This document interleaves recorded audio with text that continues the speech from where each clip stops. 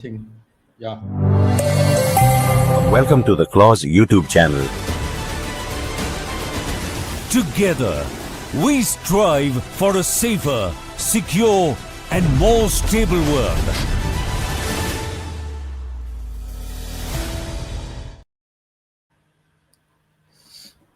Good evening, ladies and gentlemen.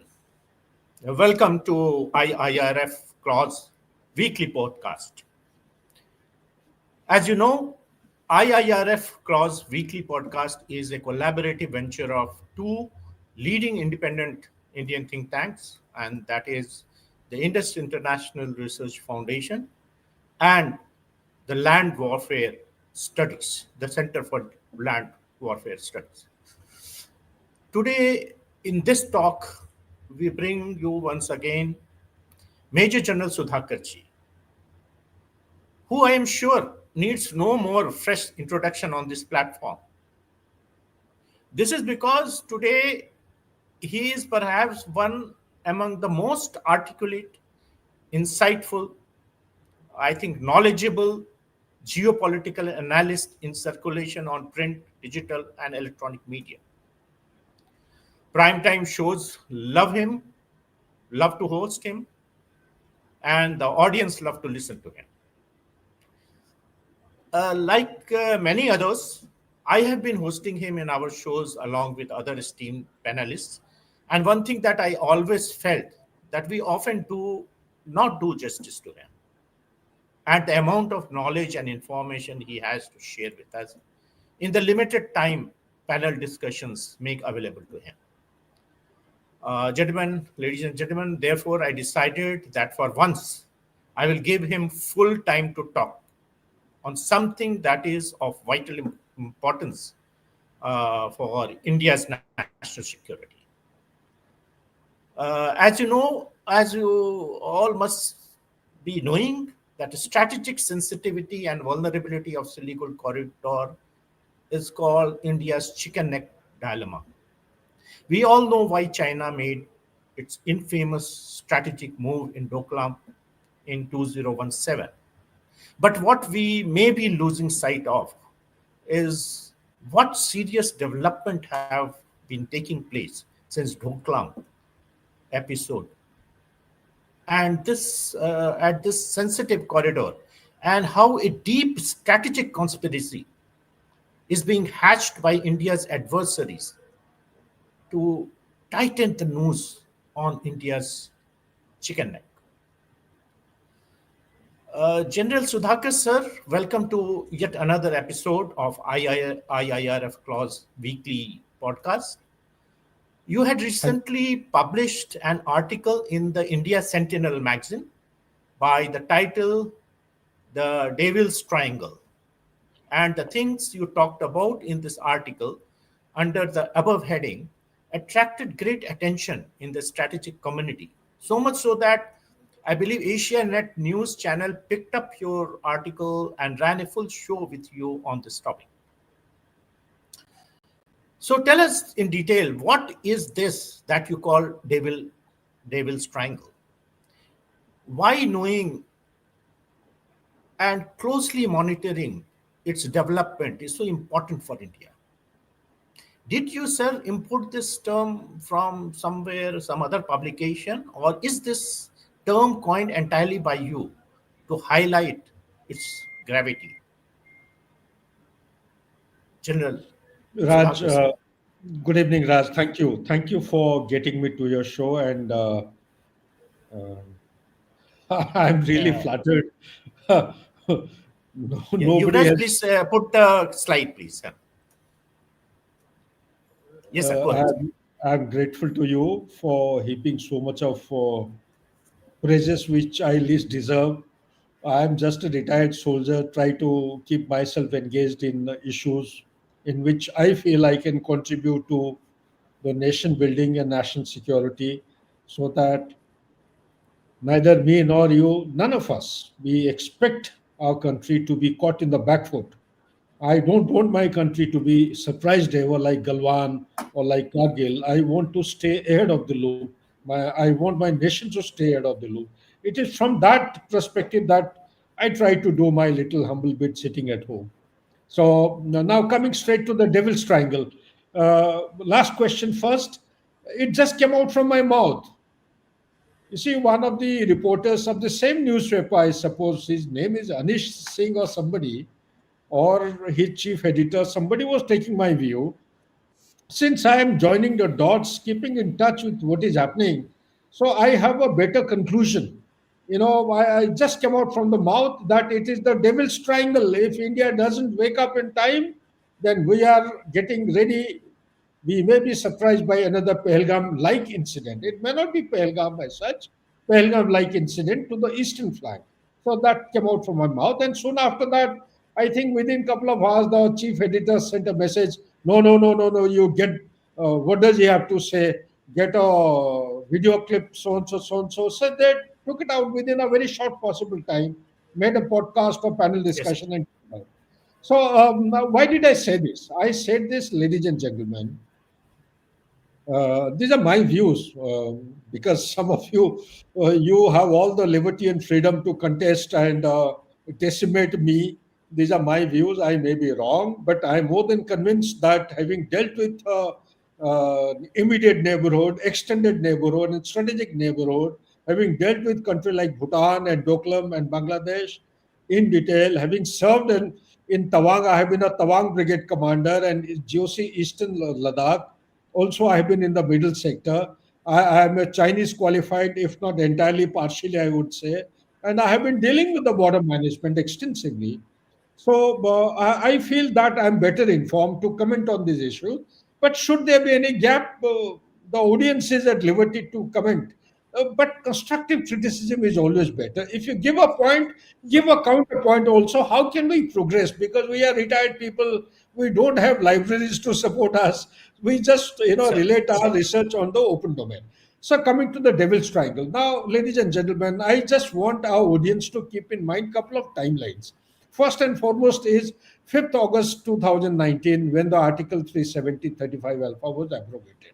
That is the first incident, first timeline. Second timeline I want the audience to keep in mind is 15 June 2020 when the Galwan incident took place. There are many important lines. But the third one that I just want my the audience to keep in mind is 11th of March 2025. Jafar Express was hijacked in Balochistan. Next is 9th of May 2025. That is Jafar Express. Corps Commander's residence was vandalized. 9th of May, I think. It was 9th of May 2023, if I recall correctly. Yeah, during Imran Khan's time. So So, yes, it is he was 2023. Keep that in mind. Next date I have in the mind. There are many dates, but the important date I'm trying to share is the 5th of August 2025. 5th of August 2000. Sorry, about 22nd April is the Pahalgam attack, and 7th to 10th of May 2025 is Operation Sindoor, and 5th of August is the date when the Chief of the Army Staff of India he makes a statement during his lecture that we should expect of and be prepared for a big war in times ahead, or words to that effect. I may not remember verbatim. And on the sure. same Sure. day, the DGISPR of Pakistan, if you remember, Lieutenant General Chaudhry also made a kind of a could be a response to our chief's remarks, or it could be off the cuff kind of a comment. He said that next time Pakistan would strike deep inside India, and this time it is going to be from the eastern flank. So all these things put together, there was a comment being taken from me consequent to the meeting of on the sideline of a very important meeting taking place in Kunming Could be. on Yes. 19th of June 2025. And in that meeting, on the sideline of that important meeting, officials of external affairs or foreign policy verticals of Pakistan, Bangladesh, led by China, they met for the first time at Kunming in the garb of economic development and trade and investment and host of other things, climate change, vaccine, you name a thing, technology, all kinds of related to, commercial activities, non-military kind of subjects. So since I was keeping in touch with a lot of things happening, straight away from my mouth came out the term called as David's Triangle. And per se, 19th of June preceded 5th of August 2025. By then, Chief of the Army Staff had not given a talk. By then, a lot of things which developed in Bangladesh had not happened. By then, certain things which came into prominence also had not happened. But I was suspecting that things were unfolding in that manner, in that direction. Radicalization was at its peak in Bangladesh itself. And there are ugly heads which are actually showing their face or sticking out the head in Bangladesh. I for sure I knew. And what are these things which actually made me to come to this conclusion? I'll share it. And if our government of India can benefit out of it, I will be very happy. So first and foremost thing is that meeting I've told you on 19th of June, immediately after Yes, sir. that, my comments were taken and this is how it unfolded. But by then, what had happened was one must keep in mind that there was few involvement developments taking place. Just allow me to quickly go through so that uh, I can justify. I can justify as to why I made this comment. So, couple of points I'll just highlight here. After the regime change in Bangladesh, Raj, India's concerns have only grown on its northeastern borders, and our audience should not be surprised to learn that the Yunus interim government has sought to build alliances and make very provocative statements against India, and in contrast to the best of relationship that we have had with one of our neighbors, that is India-Bangladesh relationship for preceding 15, 16 years. Now, what has Yeah, happened it is was almost like it was pre-scripted. correct. He did Yeah, all those things so fast that it yeah. was something was already given to him to pan out. Correct. Yes, sir. Correct. Go ahead. You see, after Yunus came in, you see, we will not discuss about deep state of America. It is very well known that America's deep state had sent. Sure. Now American troops are already landed at Chittagong. The aircrafts have landed. They have gone in. They're making a corridor. Chief of the Bangladesh Army has denied, refused to give that corridor. We said, "Ki bazaao, I'll not give you that corridor." There are a host of other issues. But what actually came to my mind was our public will do well to join the dots. First thing that was playing in my mind was immediately upon assumption of his appointment, Mr. Yunus, he had released anti-India terrorists like Jashimuddin Rahmani. Now, who's Jashimuddin Rahmani? He's of Ansarullah Bangla Team College. In short, in Bangladesh, it's called ABT. Now, who is he? He is the one who used to call for jihad in Jammu and Kashmir. There is a whole 6, 7 pages, but I'll not waste time. This is more than enough. Second guy who was released from the jail was Abdus Salam Pinto. Who is Abdus Salam Pinto? Abdul Salam Pinto was released from the jail after 17 years. And ये जो पिंटू जी हैं, he aided Pakistan-based terrorist outfit Harkatul Jihad al-Islami. In short, we call it as Huji, Huji, in carrying out terror attacks against India. And third is the Lufthansa Babar, who was released after being arrested for trying to smuggle 10 truckloads of arms via Chittagong in support of the terror organization United Liberation Front of Assam Ulfa.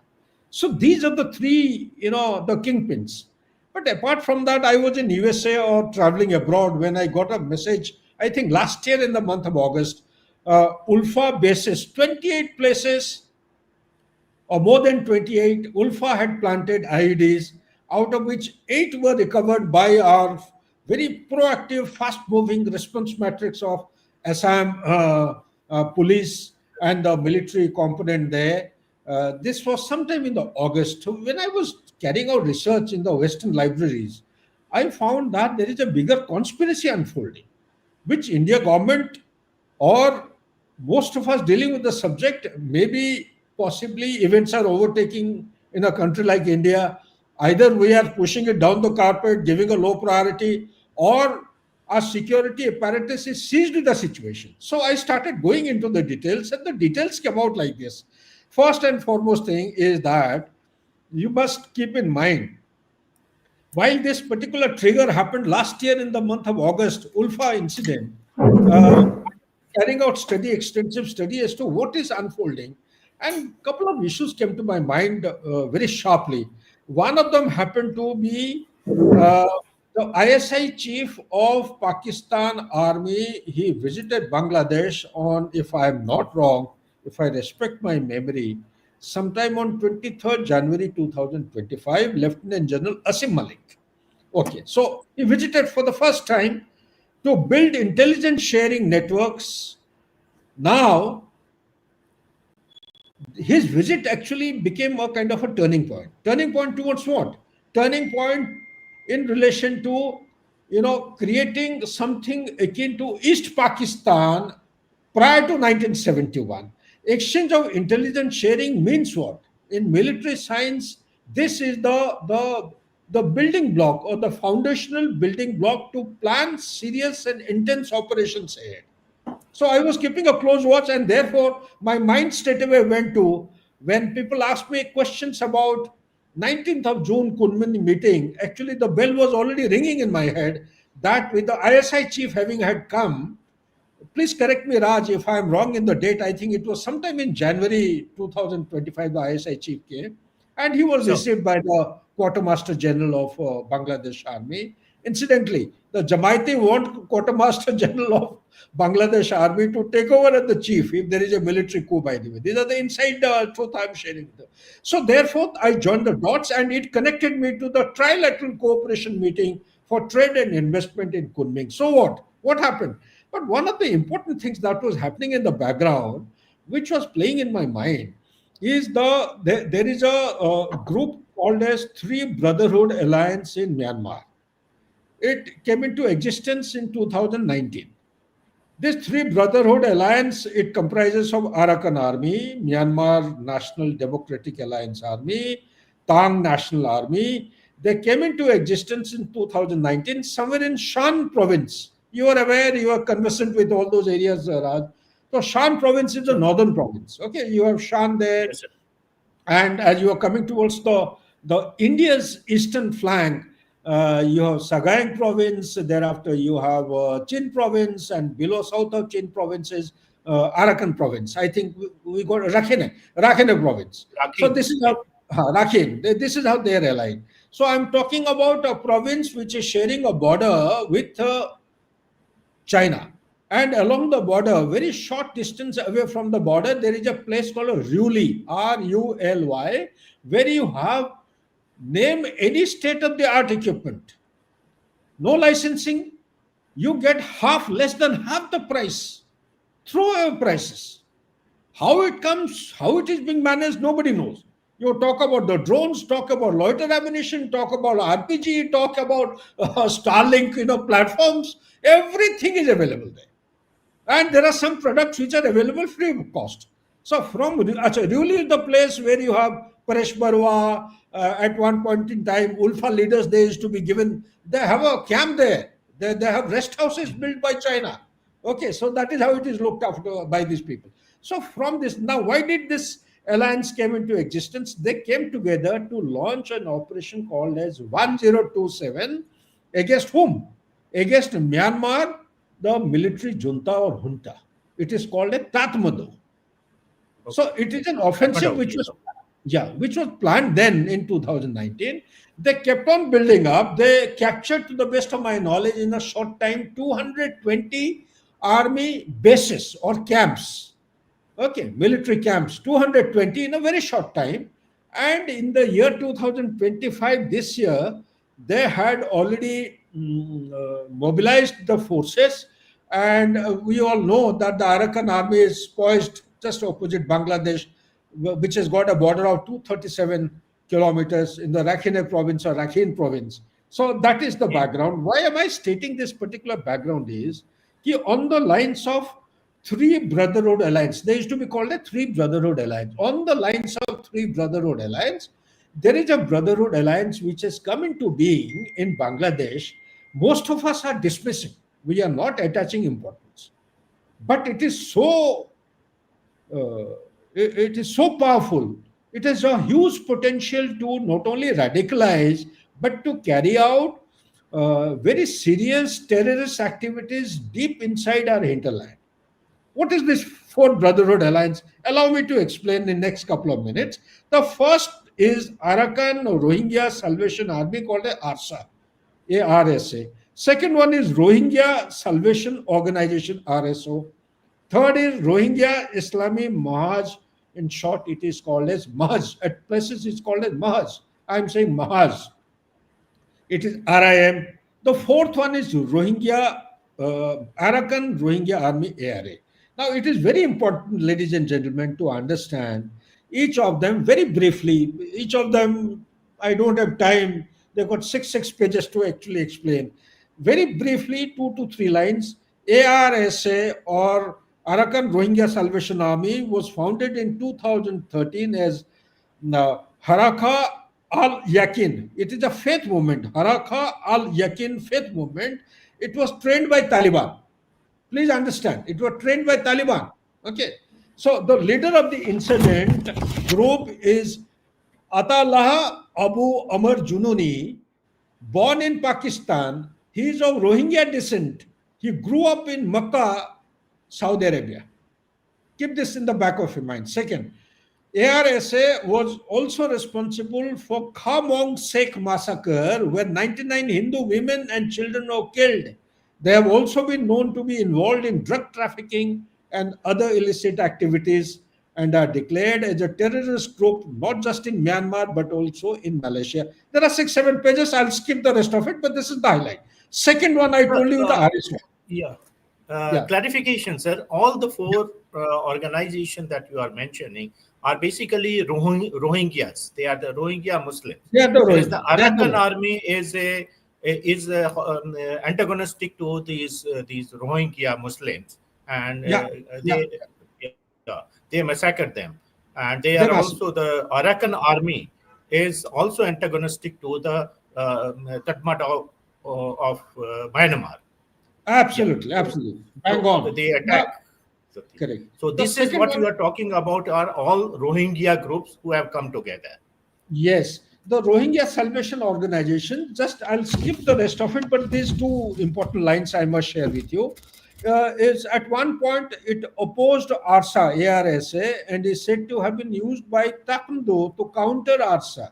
So that is intergroup rivalry. However, in March this year in 2025, Dhaka Tribune reported with photographs of a critical meeting of the Organization of Islamic Cooperation, 57 countries, ladies and gentlemen, with RSO and ARSA members. This has missed the eyes and attention of the public. So keep in mind. The third one is the RIM that I'm talking of. Very quickly, I'll just share with you Rohingya Islami Mahaj or Mahaj at places it's called as.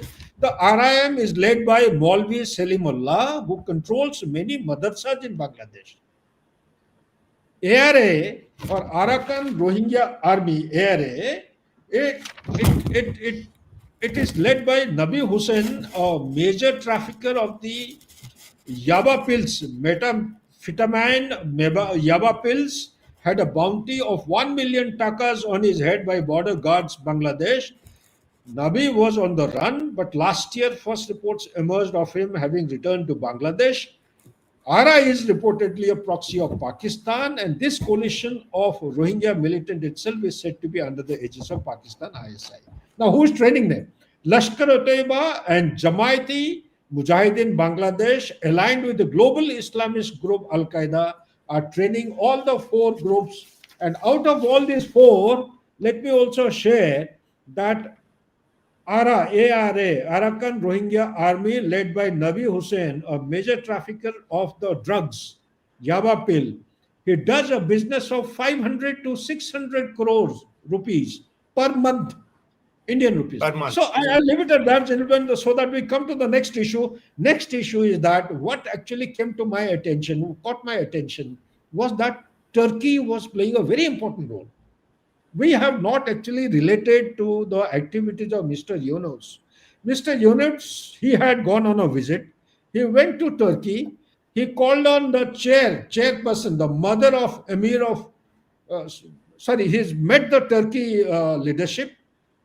There is a time when the Turkey Prime Minister, when Sheikh Hasina was the leader of Bangladesh, he had denied Turkey's proposal to set up shelters in Cox's Bazar. Mind you, be mindful of the fact that in 2016, ladies and gentlemen, Turkey was made to withdraw its ambassador from Dhaka following execution of Bangladeshi Jamaat-e-Islami leader Mutiur Rahman Nizami. This is a very important development which took place. And on the sidelines of 74th United Nations General Assembly, Bangladesh organized a meeting on the Rohingya issue. At the time, Sheikh Hasina implicitly denied Turkey's proposal to set up shelters in Cox's Bazar over concerns of interference and radicalization by the Islamist government. But not before Turkey's First Lady, that is Emine Erdogan, along with Turkish politicians and aid agency, visited Rohingya camps. But the last line that I wish to cover in this is that this visit was followed by a high-powered visit of Qatari delegation. How come Qatari? What is Qatar doing here?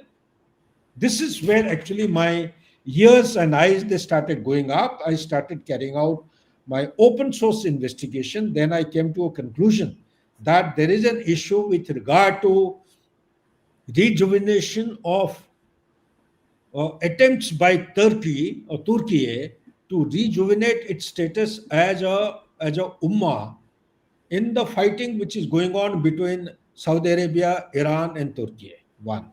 Second, but Turkey, as in today, economically, is not a very viable country to extend its concept and objective. It is taking help of Qatar organization or the monarchy to take funds from Qatar, invest it here. So much so, what came to my light, which was very alarming, is that the young profile, boys and girls, the education system in Bangladesh is being sponsored by Qatar monarchy in the madrasas. Number two, Qatar also has given a proposal to invite Bangladesh infantry, engineers, and there is another component Bangladesh infantry, engineers, and artillery. They have been invited to carry out training, conduct training for medical, sorry, infantry, engineers, and medical to conduct organized training for Qatar army. Qatar has got a very small army, not a big one, because the Americans are present very close by. So they have started, the movement has started, and the training, I am told, the initial advanced parties have reached. The training, some kind of training has started in respect of Qatar army. So this could not be obviously, missed over or glossed over, mere as if, a normal kind of activity. So I started further going into the details. What came to my notice was the following issues. First and foremost thing is that Qatar has got a concept like string of pearls of China. We all know what is the string of pearls. Keeping in view the time factor, I'll not dilate the issue. The foreign policy of China is string of pearls, which has made it to go in for ports, construction of infrastructure, lots of development, so as to facilitate or dominate those choke points in order to ensure that the safety and the security of its sea lanes of communication is ensured so that its trading activities goes flawlessly. That is the primary one of the objectives. Based on the same concept, you find in many places, many literature, you find that Qatar's foreign policy often is missing, mentioning a term called a string of misbaha policy. So it may not be a legislated formal policy, but it is something close to it. And many observers believe that Qatar is investing in countries through religious influence. Bangladesh happens to be the latest bead industry. This is what actually caught my attention.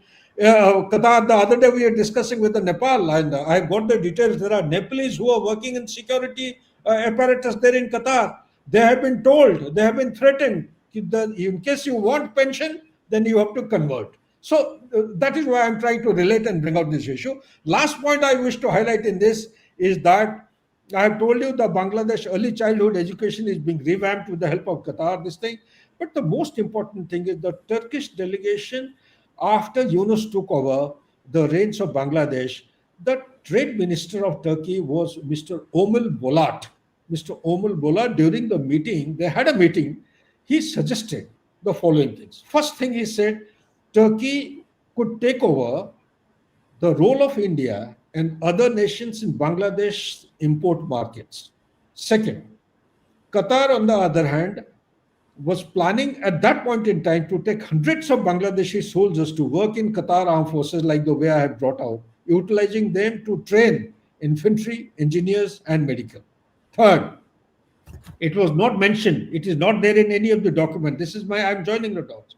The most important point is at that point in time, both the stakeholders, Mr. Yunus and Mr. Omar Bulat, this is my assumption, I may be wrong, ladies and gentlemen, they were aware of this four brotherhood alliance of the Rohingyas, and it is not a standalone alliance.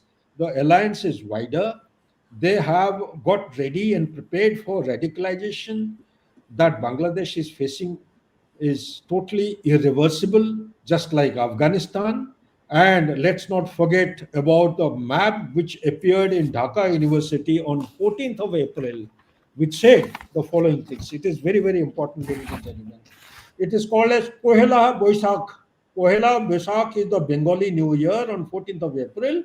The celebrations were taking place in Dhaka University's Teacher Student Center, an exhibition displaying a map depicting so-called Greater Bangladesh that appeared to include parts of India and Myanmar.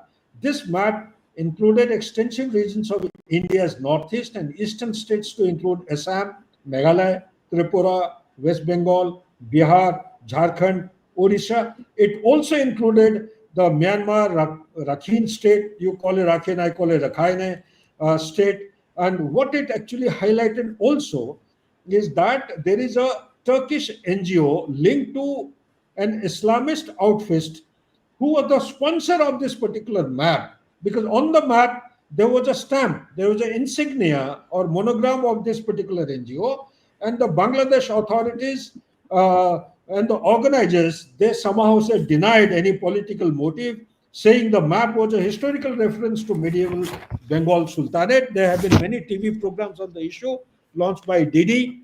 I'll not go further into detail, but these are a couple of issues which came to my mind, ladies and gentlemen. Last but not the least, is to join the bigger dots. The joining of bigger dots is 5th of August 2019, when the article 370 and 35 alpha were abrogated. On 9th of August, the foreign minister, Mr. Qureshi of Pakistan, he had air dashed to China. He spent 2 days there. On 10th and 11th, he met all important leadership in the hierarchy. And what came to light, but it missed the attention of Indian media or international media, was preparation of a formidable counter strategy to teach India a lesson. That is the start point of my devil's triangle. Number two, soon after that, as you all know, the pandemic had started. 2020, 15th of June 2020, Galwan took place. Post Galwan, we had extended standoff. Troops had been de-inducted from south of Pir Panjal ranges. We saw the revival of proxy war in the south of Pir Panjal ranges, which had witnessed dormancy for nearly almost more than 10 to 15 years. And these troops had moved to Northern Command along the northern border.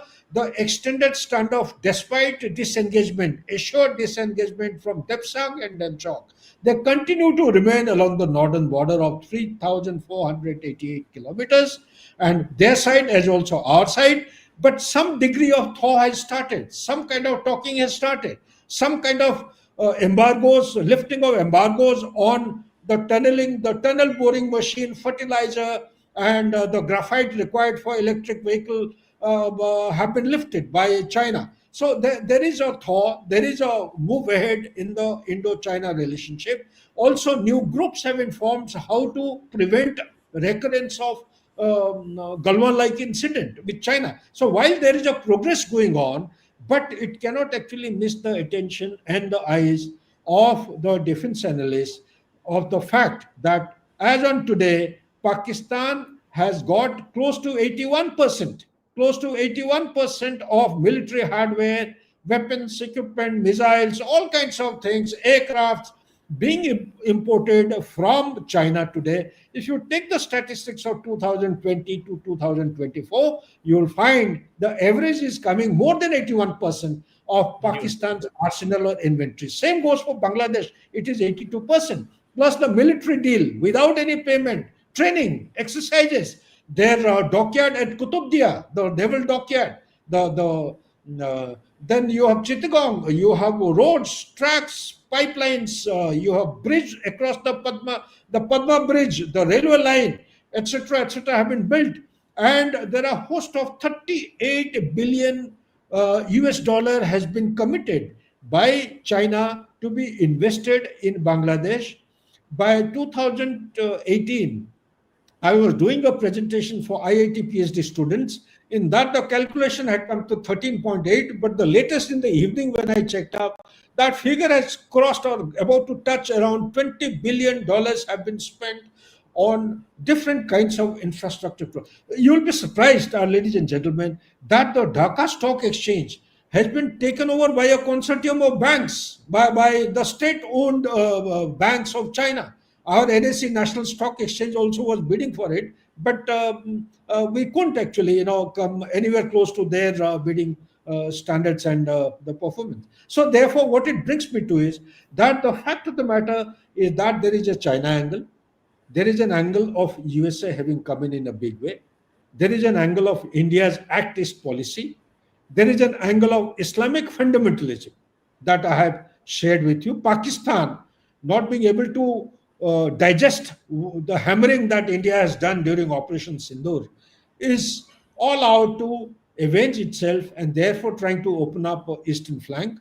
And all these further has been reinforced by a couple of smaller triangles, which I call them small devil's triangle within the bigger devil triangle of China, Pakistan, and Bangladesh. The smaller triangles are Lal Monir Hat is an airport which was built and used sometime during Second World War, about 22 kilometers from the nearest point of Siliguri corridor.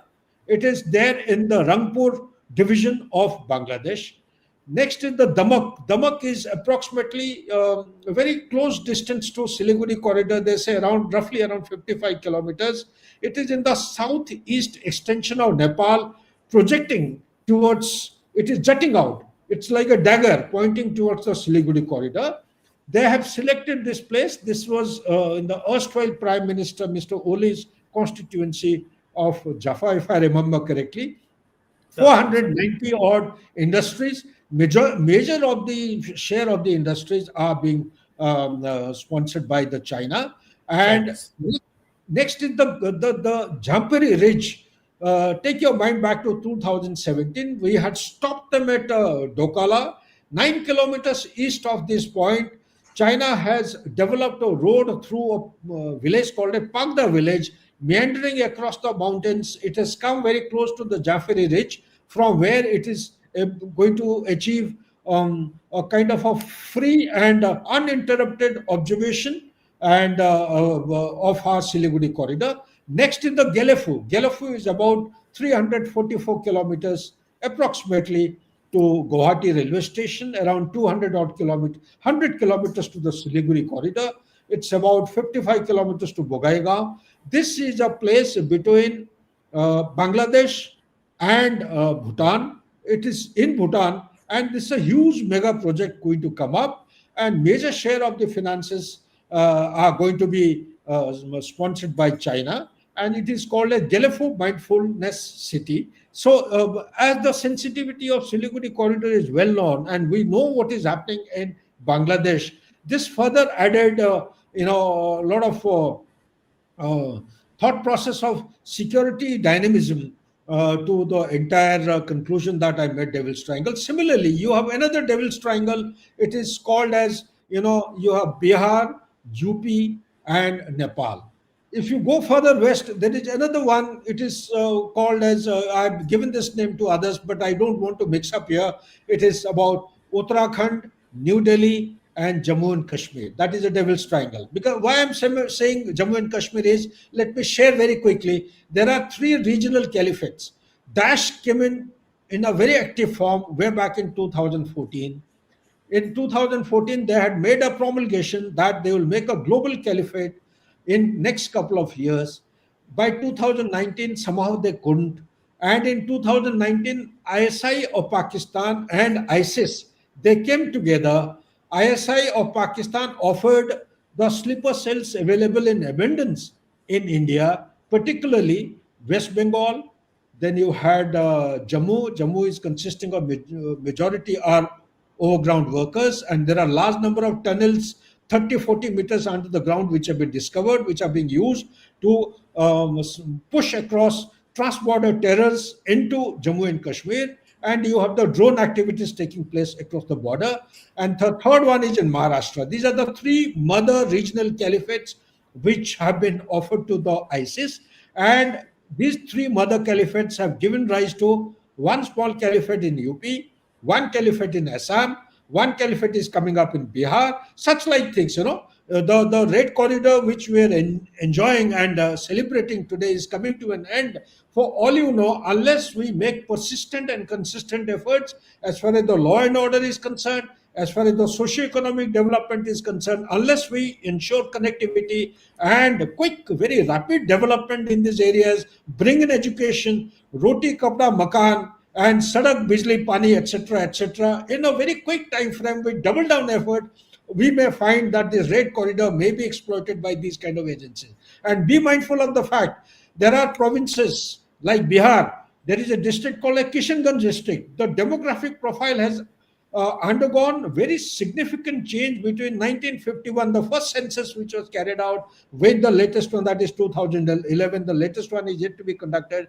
So one has to be very, very mindful about all these things. When you put together the whole issue in the backdrop of what is happening around the world, that is the Russia-Ukraine war has not come to an end, despite the assurance given by Trump during his election campaigning to finish off within 24 hours, the Hamas and the Israel war going on, of Sindoor in the backdrop, and you know that USA is shifted and changed its stance and taken Munir onto the lap of USA for whatever intention. It may be a rare earth element, it may be a big drama going on, basically simply to contain, counter, and contest China effectively in keeping with the strategic doctrine they have given out in black and white in the national security strategy. For preceding nearly 5 to 10 years, they have been saying this right since 2007. If America can take kind of a single-handed kind of a departure from the stated objective and policy, well, I have nothing to say. To me, it appears to be it's a big drama going on. Even their induction into Bangladesh is an effort. St. Martin Island, incidentally, I have been told it has been handed over to Americans, and the elections are around the corner, which I don't see. I suspect the elections will go through by February. There are many dynamic factors. So under these circumstances, there is a strategic rivalry taking place in Myanmar between China and USA. There is a rivalry taking place in Bangladesh itself.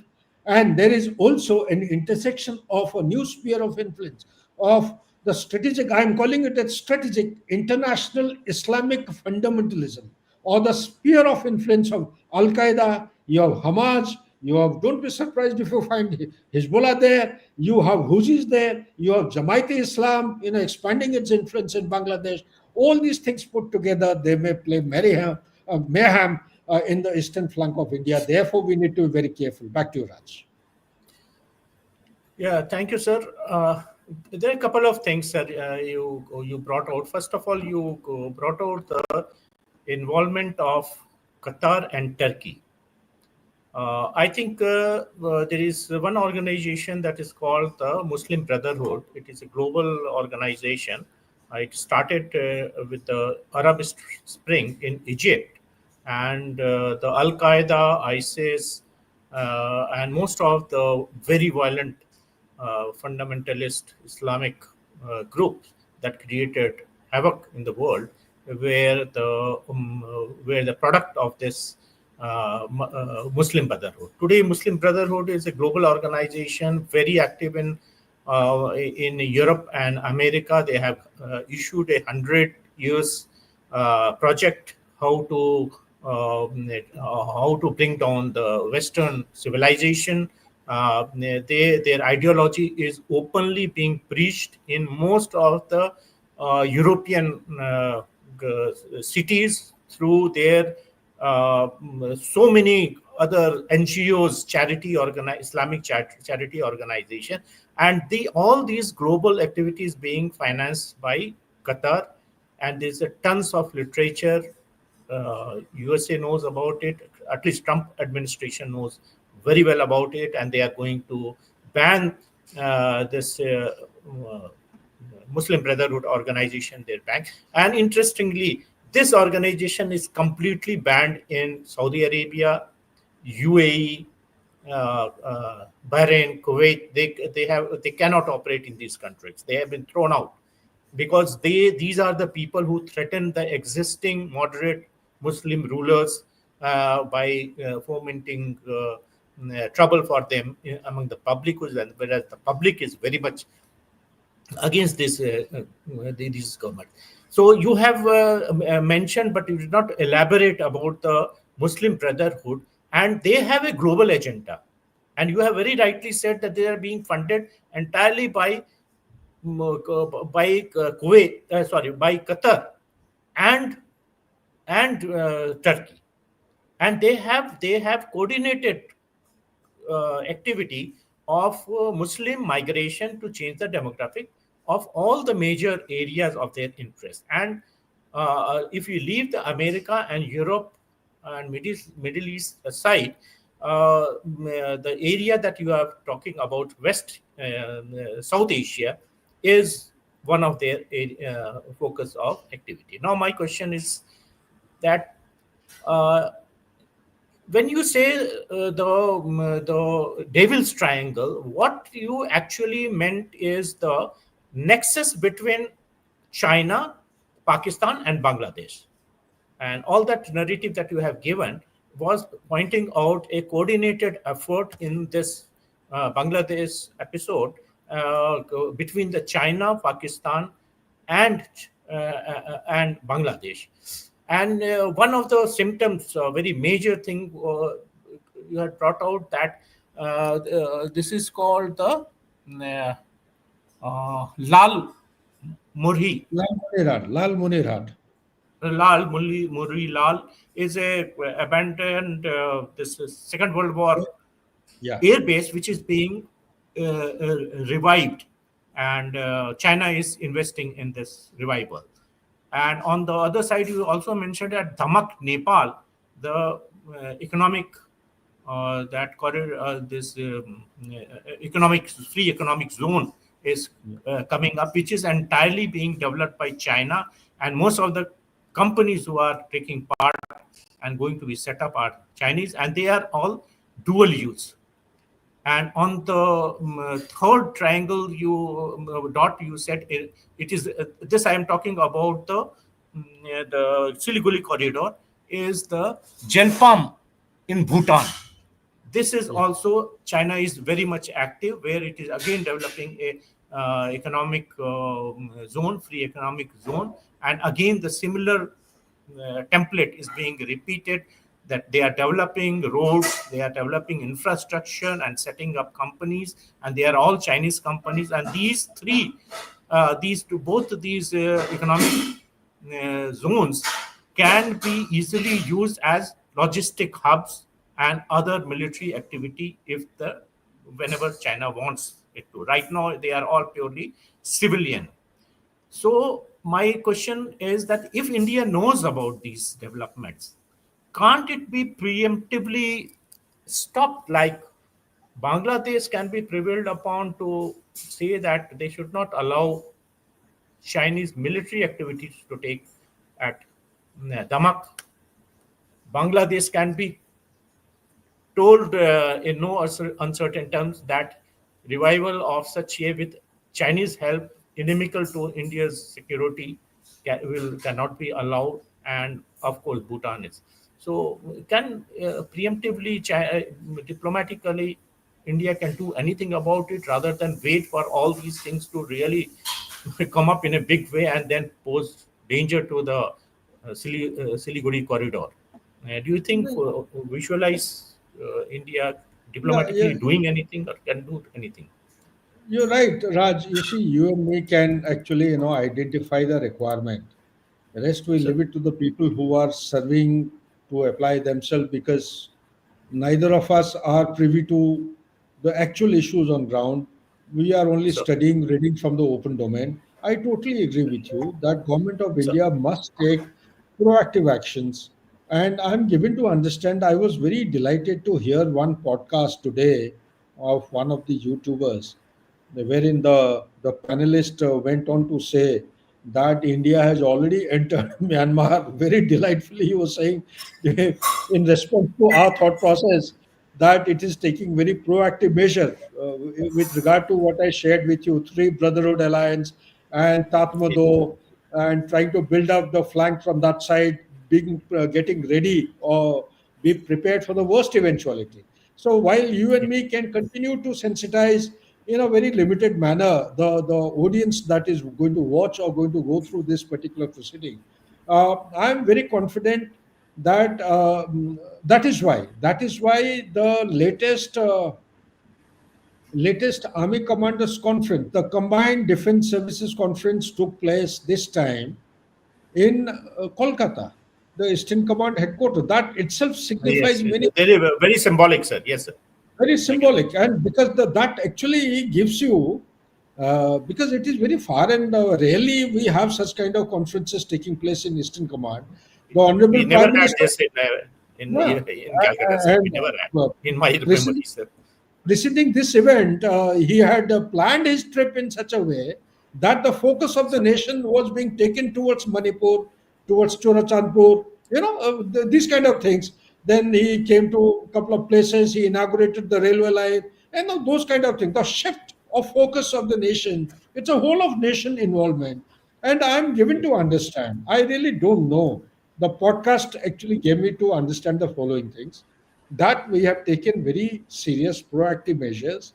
Our troops have already entered. It's not a good thing to announce this or discuss in the open media, but it's already floating around in the open media.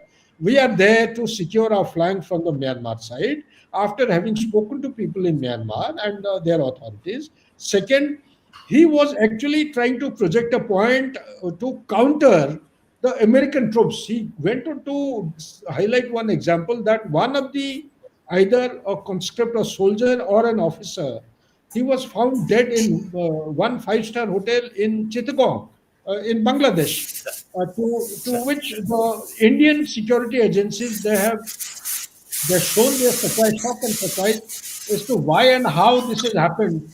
And so we leave it to the imagination of the people for the time Yes, being. sir. Yes, sir. Yes, sir. So, So my next question will be, sir, uh, there is a little dichotomy in the situation.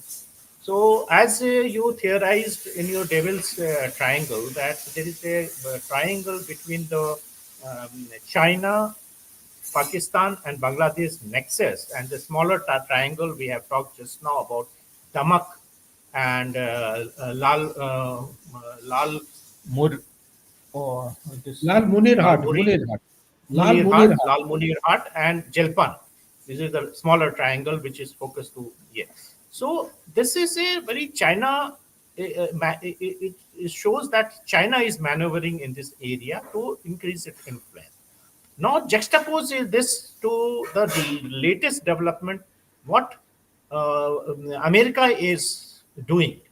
So, isn't America countering this in a way by its stepping up its activity in Pakistan, in Bangladesh, in Nepal?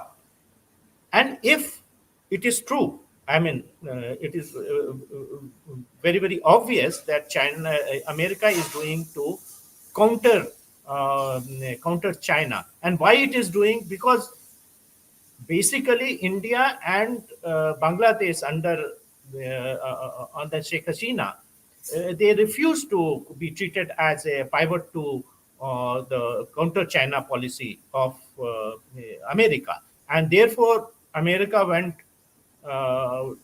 relapsed back into this old policy, traditional policy of relying on the Pakistani generals more than the politicians in India and Bangladesh. So, if you juxtapose the Chinese maneuvering and the American maneuvering, don't you think that what America is doing in this area is in India's favor by countering China's influence, which we are supposed to do it, but China is coming forward and doing it. So between China and US, in as far as very specific to South Asia and Indian strategic outlook, who is the greater devil, and whom we should guard ourselves with, and whom we should side? What are your views on this? This devil's triangle is being already countered by America, and we are not at the best terms with America as far as all these things are concerned, because we know that America is now instigating Bangladesh and Pakistan against India. All these elements, Islamic elements, are now being are being encouraged by the CIA to create disturbance in this area. Okay, How do you see it? very quick reflections to what you have just alluded in your question. I would say bang on, bang on. Your understanding and my understanding are on the same template, I would say. So, But the fact of the matter remains, we need to remain alive to the following things. That the world order is undergoing change. Okay, when you so talk about the balance of power in the South Asia, balance of power has somehow or the other has tilted in favor of China, not only in South Asia, but the world over, because the battle is going on. It is being progressed and developed on the paradigm of geoeconomics, not geopolitics. So China has got a head start, and it is way ahead of USA, not only in economics, in technology, military might, it's galloping in many other issues. Okay, so under this premise, there are certain things which have happened. Quick reflections are: firstly, there is a homeland challenges in USA are mounting by the day. Talk about the economy, talk about the internal law and order situation, the gun culture, the constitutional crisis. When I say constitutional crisis, I would actually point at the selection of the leader. Did the USA superpower not have a better leader than Joe Biden? And having gone through past 6 months, the kind of turbulence the world order is going through, we expected Donald you Trump to mean actually. Trump? You mean Trump, sir? Yeah, Trump. We expected him to give some semblance of rules-based order, some semblance of fulfilling what he had promised, but nothing has happened. His every initiative he's taking, it is adding on, compounding to the turbulence in the world order. Okay, Yes. so contrary to all this, the stated institutional or the national objective of USA as a superpower is to counter, contain, and contest China, because China is a rising power, and it takes us to a conclusive kind of a philosophy or a theory which was propounded by Professor Ellison in 2015. It was in circulation. It's called as Thucydide trap, which said that no established power in the world will ever allow a rising power to come near its footing. So, what is China to USA? India is also in some manner to China, as also USA is very apprehensive that if they don't keep India under checks and balance, ऐसा तो कहीं नहीं है कि they are creating a second China which will be a big Second China, threat to the yes. existence Yes. of a superpower. So this is a paradigm in the background I would like to leave. But the next last point in response to your question is that USA is doing a very strategic move. Don't ever think Munir को गोद में ले लिया और permanently वहां पे बिठा के रखेंगे. They will drop him like a hot potato. Nobody will come to know. It has happened. Look at the flip flop they have done for the Balochi Liberation Army. Few days back, they declared that it's a globally recognized or registered terrorist organization.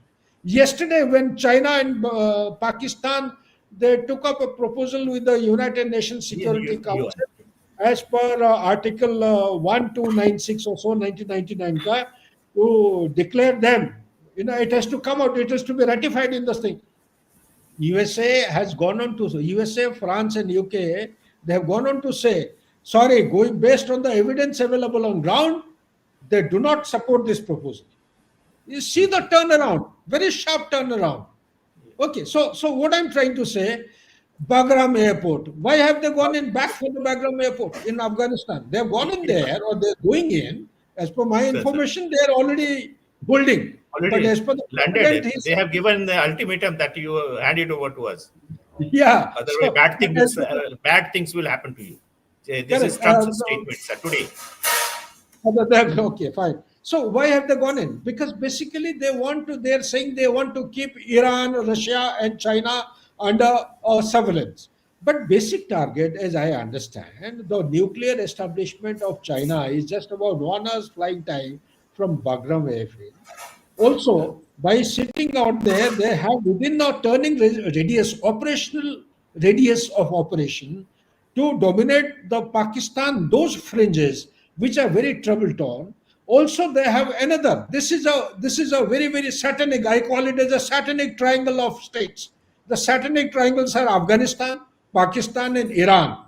Why do I call it a satanic triangle? Because all the three states they have non-state actor as a tool of their foreign policy. Yes, sir. But All they the but three, they are not on the same side, sir. They are not on the same page. they are not They are on the all the same three side. are on the So what cutting the I'm throat. what I'm trying to point out is that here is the if Yes. Pentagon has to prioritize, keeping its footprint. There is another issue, Raj. I wanted to bring out Yes, sir. that. So our podcast time is also getting over, sir. So we will have to wind it up fast, Okay, sir. okay, So fine, kindly fine. do that, You see, sir. it's in one line. America did a blunder by withdrawing from the Indo-Pacific after USSR got disintegrated in 1991. All these troubles have actually, they have expanded, gone beyond the control, and allowing China to regain its dominance in the space provided by USA by virtue of its withdrawal from this corridor or Indo-Pacific corridor. Therefore, USA, despite its declining status, it has to double down its effort if it wants to continue to dominate as a superpower and enjoy the supremacy.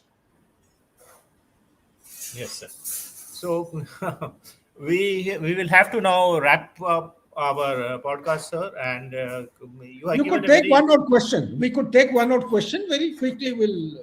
If you have, otherwise it's okay. yeah, because of the paucity of time now, I do not want to create a new dialogue. Okay, okay, It's fine. it's okay, sir. I mean, this is the we have you have put across the gist of the thing. Uh, the Devil's Triangle that is brewing up in this region is basically once you had started your study, it was China led, but now US has pitched in. So it is an interplay between US and China, whereas India appears to be as a bystander, not really, because we do not know what India has up its sleeves. As you said, we are not in the government and we don't have access to so many information that actually Mr. Dowell and the party are doing. I believe we already have a very good ties with the Arakan army and other things. They are definitely aware of this, and many things are being done. So we will leave it at that. And with our awareness that there is a new front that has opened up in the east, which the strategic community, the strategic planner, can no longer ignore. East is not as quiet as it used to be. Throughout our service career, we have seen, we are told that no, East trouble is over, it is revived, but it has come closer to our doorstep in the form of this Devil's Triangle forming in the this Siliguri corridor, and the real danger is on our chicken neck. So, with this, if you have to say something, sir, otherwise we will conclude. Yeah, thank you so much, Raj. You selected the right theme at the right time, and grateful to you. Only one liner I will say is that by virtue of the potential danger which is emerging or the challenges emerging from Bangladesh, Bangladesh per se has got borders with five of our states, and it is in proximity to Arunachal Pradesh. So, if China continues to have its extended standoff with India, continues to put pressure on those pressure points from the north as also from Bangladesh, then it virtually becomes very, very extremely challenging for India to handle multiple fronts here and prevent prevent its forces inimical to the stability of India between Bangladesh and Arunachal Pradesh in that thin corridor. Therefore, India has to be extra careful and take all countermeasures effectively. Okay, sir. Thank you very much, sir. It was a nice talk. We have been discussing this matter for a long time between us, and I thought you must share this insight with the larger public, and therefore we had this podcast. I hope people who have not attended, they will go through this thing and get good new insights into this subject. Thank you very Thank you. much, sir. Thank you so much. And thank you, Yuvraj, the IT team who is supporting us from the clause. Uh, uh, they have been, Yuvraj has been very good. Thank you, Yuvraj. Thank you, all the audience, those who are there. And this, you can see the podcast later on at your